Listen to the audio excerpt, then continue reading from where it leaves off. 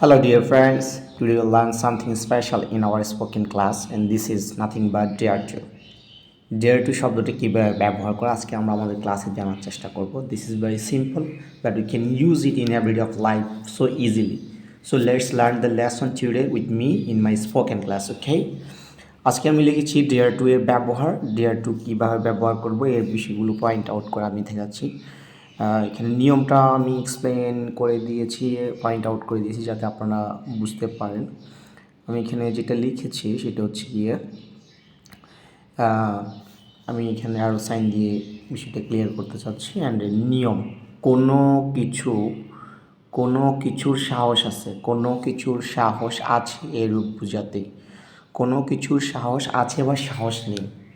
আমাদের দৈনন্দিন জীবনে অনেক কাজ করা আমাদের সাহস থাকে, কোনো কাজ করার সাহস থাকে না। এই শব্দগুলোকে নেগেটিভ এবং পজিটিভলি অ্যাসাইটিভ ওয়েতে এবং হচ্ছে গিয়ে নেগেটিভ ওয়েতে পজিটিভ এবং নেগেটিভলি প্রেজেন্টেশন করার জন্য আমরা এই রুলসটা ব্যবহার করতে পারি। ডেয়ার টু শব্দটা ব্যবহারের শুধু সাধারণত সাহসটাকে প্রকাশ করার জন্য, সাহস বা আছে বা নাই এটা বোঝানোর জন্য।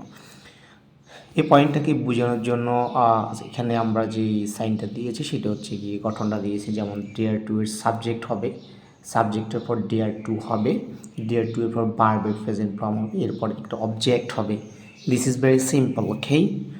সাবজেক্ট হবে, ডেয়ার টু হবে, ভার্বের প্রেজেন্ট ফর্ম প্লাস অবজেক্ট। এই বিষয়গুলো বোঝার জন্য আমি এখানে সাম এক্সাম্পলস দিয়েছি যাতে আপনারা বুঝতে পারেন বিষয়গুলো। It's very simple, I think all will understand very easily, okay? এখানে প্রথম যে এক্সাম্পলটা দিয়েছি আমি সেটা হচ্ছে গিয়ে তাদের করার সাহস আছে, they dare to do it, they dare to do it. তাদের করার সাহস নেই, জাস্ট শুধু আমরা এখানে সাহায্যকারী ভার্ব নিয়ে নট যুক্ত করবো, তারপর এটা নেগেটিভ হয়ে যাবে। তাদের করার কি নেই, সাহস নেই, they don't dare to do it. আমরা যদি আরেকটা বলি তাদের করার সাহস ছিল, তাহলে এখানে যে বিষয়টা আসছে সেটা হচ্ছে এটা পাস্ট টেন্সকে বোঝাচ্ছে, ডেয়ারের পাস্ট টেন্স হচ্ছে ডেয়ার্ড। আমরা এখানে শুধু ডেয়ারটা ব্যবহার করবো, বাকি গঠনটা ঠিক সেম রাখবো, ওকে? তাহলে তাদের করার সাহস ছিল, they dare to do it. Next one হচ্ছে আমাদের কাজটি করার সাহস আছে, we dare to do the work. আমরা এই কাজটা করতে পারি, কাজটা করার সাহস আছে আমাদের।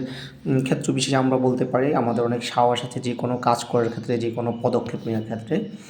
সরকার বলতে পারে আমাদের এই বিষয়ে পদক্ষেপ নেওয়ার সাহস আছে, we dare to take steps about this matter, about this subject, about this things.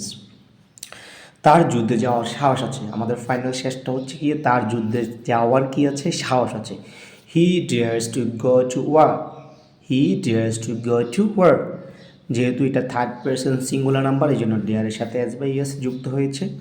And the structure grammatically right, and if you follow this kind of simple structure rules for speaking English, it will be very effective. I think all of you get some message or short message how to speak English by using dare to. I think all of you get right information and right structure for my class, and I think all of you enjoy my class and stay with me for getting so many special class and new class, and that way you can learn how to speak English very easily in simple way, okay? Thanks to all of you. Assalamu alaikum.